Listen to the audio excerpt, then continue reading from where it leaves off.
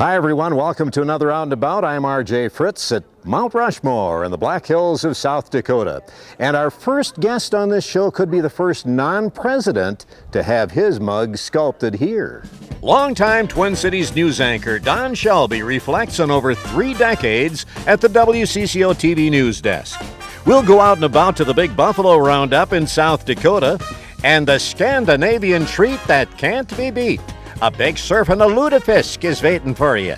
But first, the Pavic Museum of Broadcasting, located in St. Louis Park, Minnesota, is living testimony to the television and radio industry in the upper Midwest.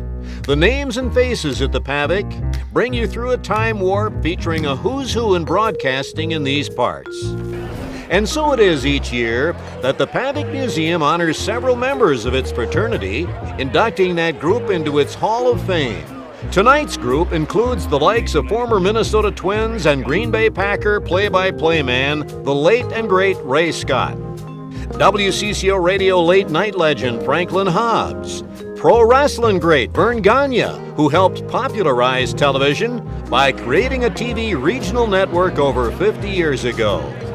Also receiving Hall of Fame honors, Don Shelby, WCCO TV news anchor. What went through your mind when they called you and say, Don, you're going to the Hall? I thought, that's what happens when you live long enough and keep your job. John Gallardi told me, he said, at least I owe them the decency to be dead. That's right. You know, and I got close to that last time. In fact, I think the last award I accepted, I said, I'm glad this is not being given to me posthumously.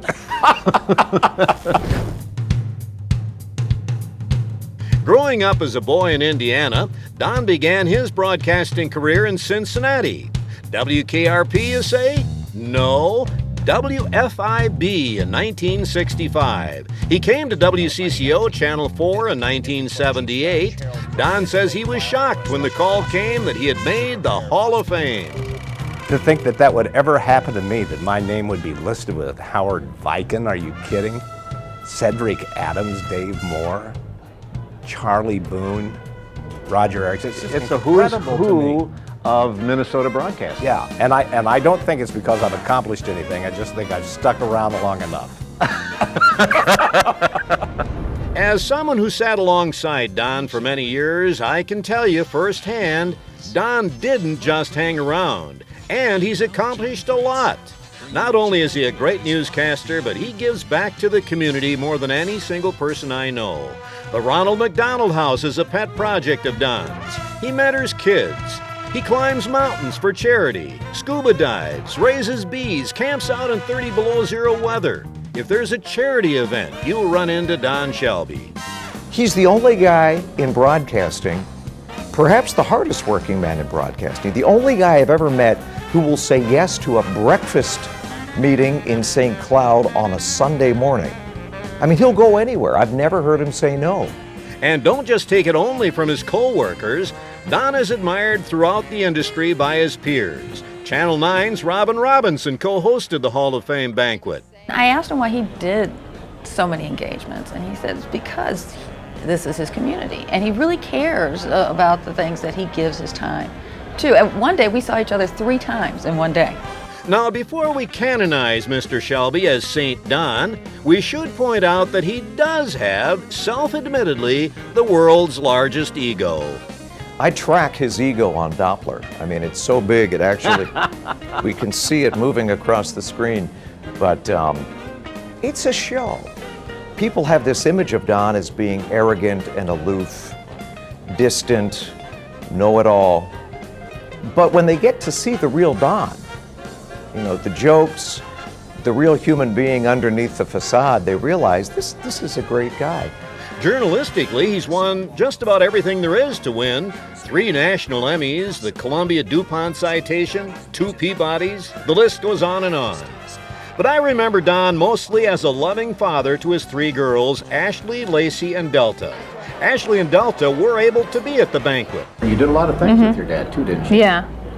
It was wonderful because he was very busy and working very hard at building a career, but he was also made sure that he had time for his family, which is not always the case, and we were very fortunate. And like Don, the kids always bring along their sense of humor. I asked Ashley what she thought of Dad's Hall of Fame award. You know what I think is about time.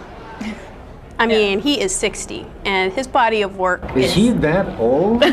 I mean, yeah. He is knocking on death's door. You know what I mean? You gotta throw the old guy a He's gonna bone. love you for saying that.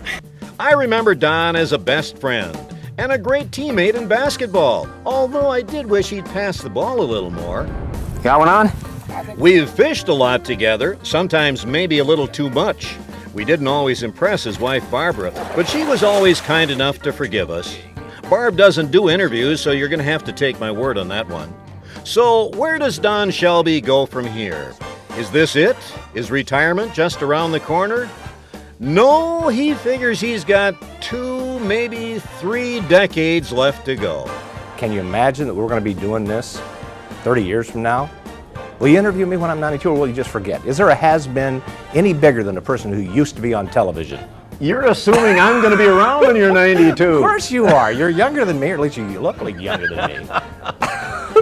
And another thing is, how do people get us mixed up all the time? That's what I don't know. They do. Every day somebody says to me, RJ, I love that out and about. That duck stamp thing you did. You still doing duck And they stamp stuff? pass me on the street and say, hey, Don, what, did you get your car fixed? Yeah, I got my car fixed. I got it fixed. I hope this story gives you a better look at my friend and co-worker, Don Shelby, and doesn't appear too self-serving. I truly believe Don and his family and friends should be happy and proud of him for receiving Hall of Fame status. And he idolizes Dave Moore.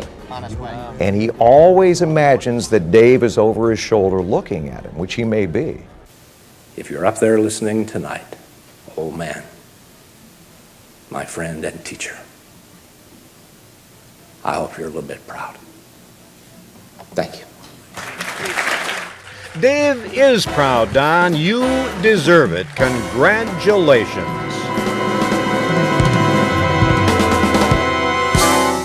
Stay with us. We're heading for the Great Buffalo Roundup in South Dakota's Black Hills. And later, Lutefisk, alive and well in Minneapolis. Still ahead on Out and About.